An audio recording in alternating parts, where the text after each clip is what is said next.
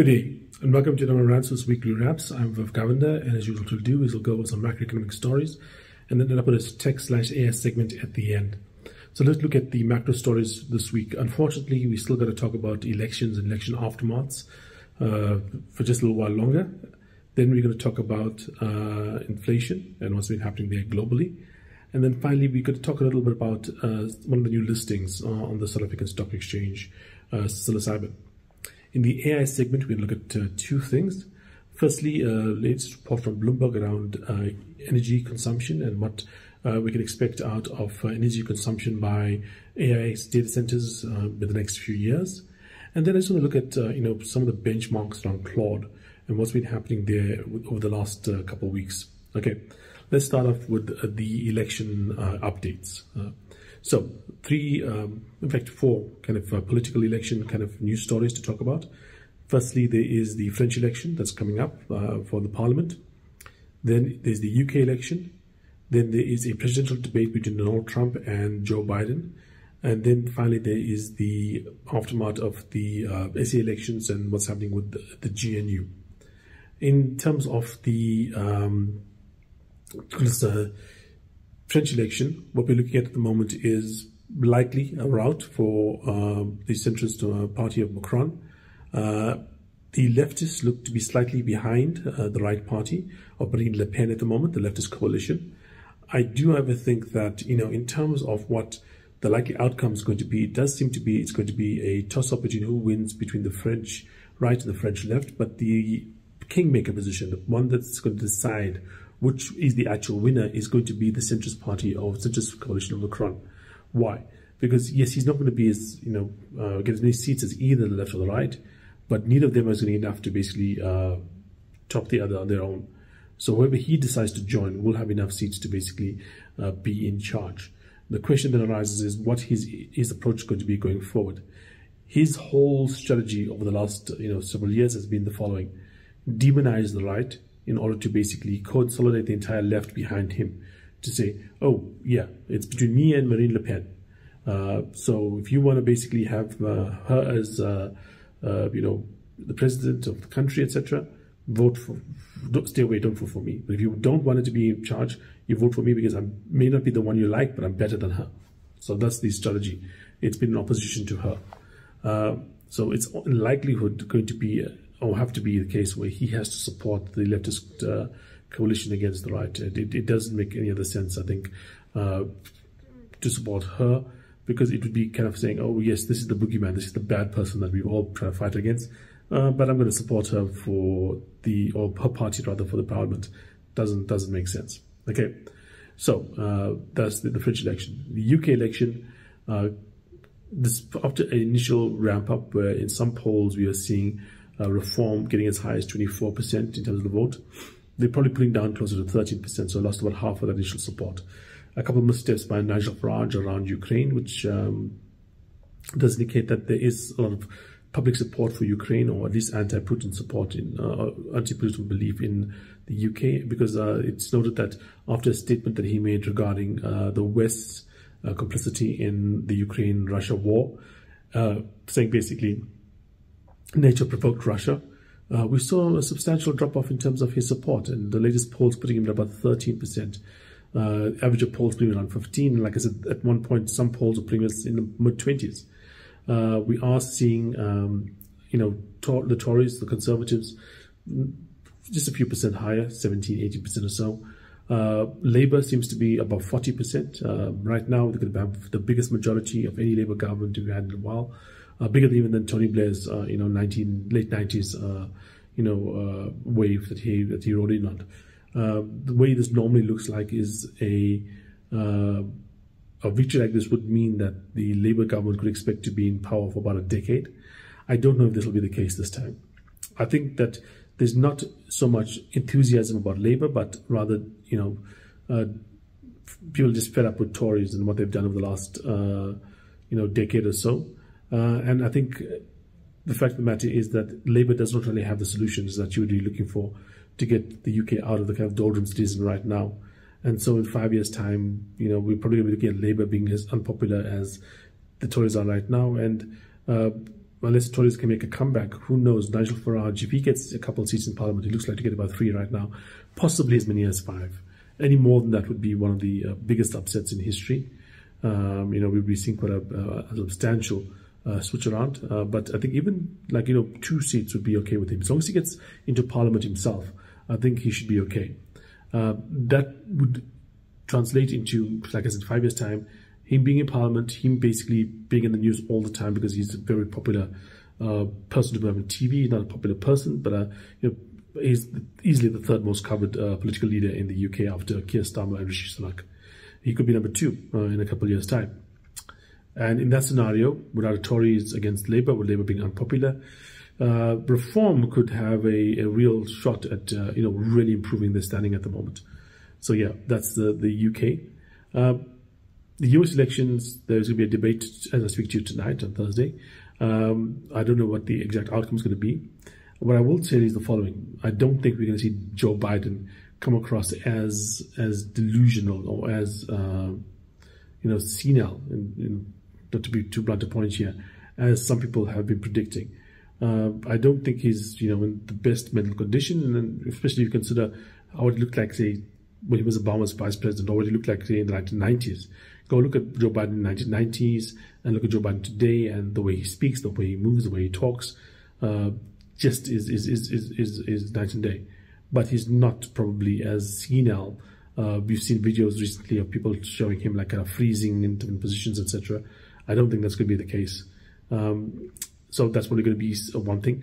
The next thing, I think that Trump won't be able to use the kind of tactics he's used in the past. This is a CNN debate. They've made a clear point that they're going to mute his mic if he talks over time. And I think that is going to be something to be watched out for as well.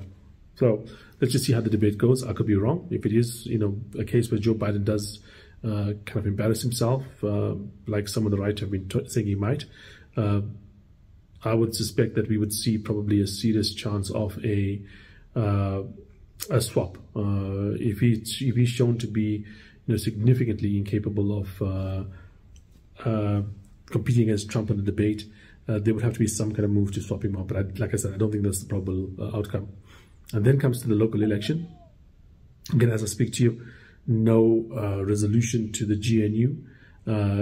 Apparently, the ANC has made offers that they've reneged on. The DA is asking for some significant concessions to get the idea what's been asked for. Out of 30 ministerial positions, they want 11 at the moment. The ANC, I think, offered them 6. The ANC also offered them the trade and competition ministry as well. I think that was a bit too far because Ibn Patel, who was in charge of that before, had used that particular ministry as a real cudgel to promote things like BEE, etc. And that I think the ANC has reneged on that offer of that ministry.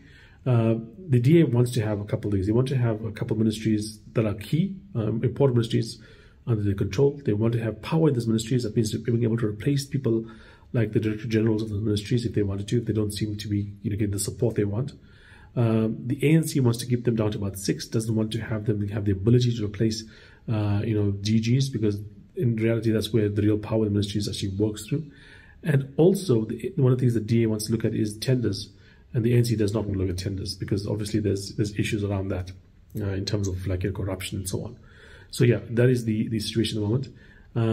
If there is no DA, ANC, GNU, technically the ANC can get a agreement together between all the other parties except for the EFF, MK and DA, the 3 big opposition parties. That's enough to get them over the 50% number. But it would mean about 5 seats is the distance between them and not being able to pass anything. So if you have a vote of no confidence, for instance, and you have all the opposition members in parliament in there, and then 5 GNU members miss it for whatever reason, they're ill or whatever, that vote of no confidence would pass, and then Ron Paul will be removed as president.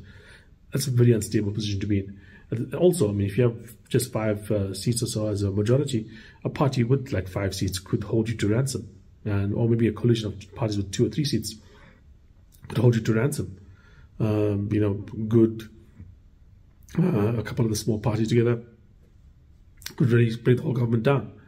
And so we are looking at a situation in which they really need to make a deal with one of the bigger guys. The problem with the EFF and the MK is that they are pretty antithetical to Cyril Ramaphosa being in charge. and that's another bit of uncertainty in that particular makeup as well.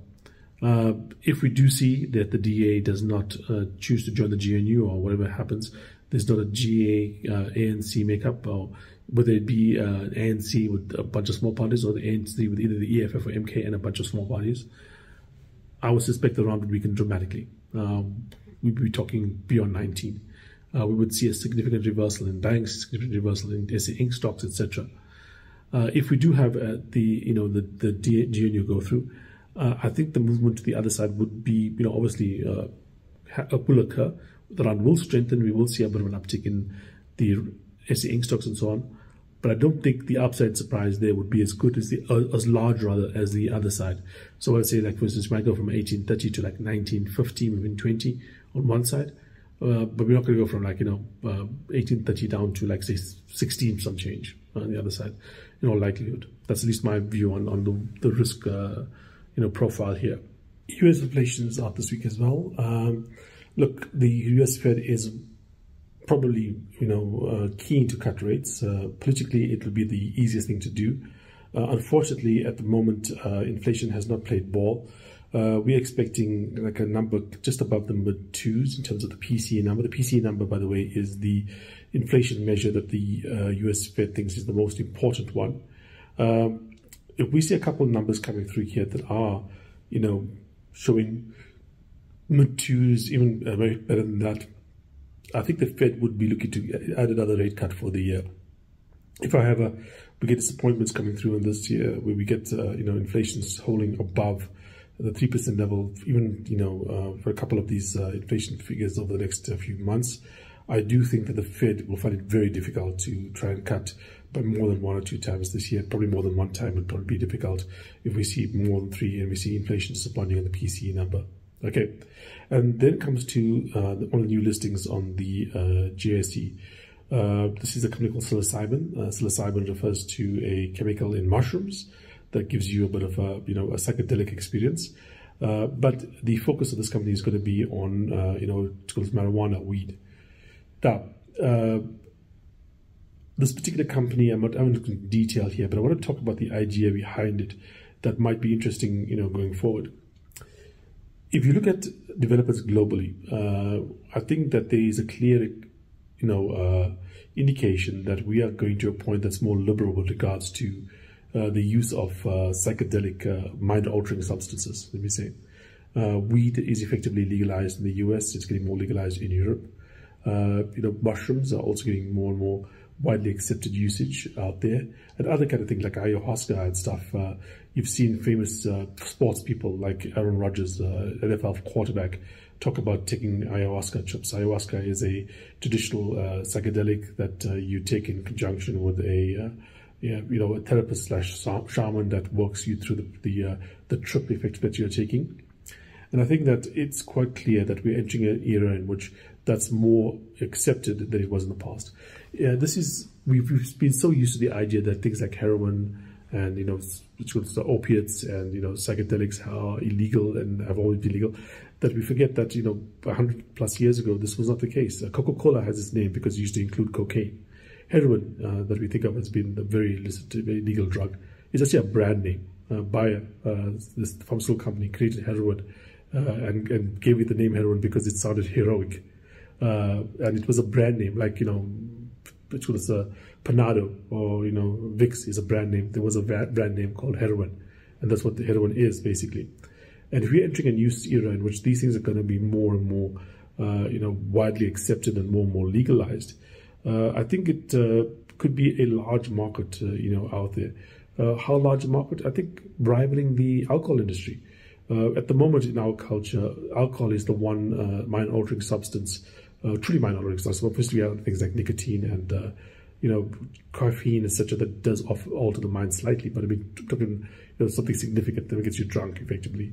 Alcohol is the one thing that we accept in the culture as being, the thing that you can use to do that. If we're entering a period in which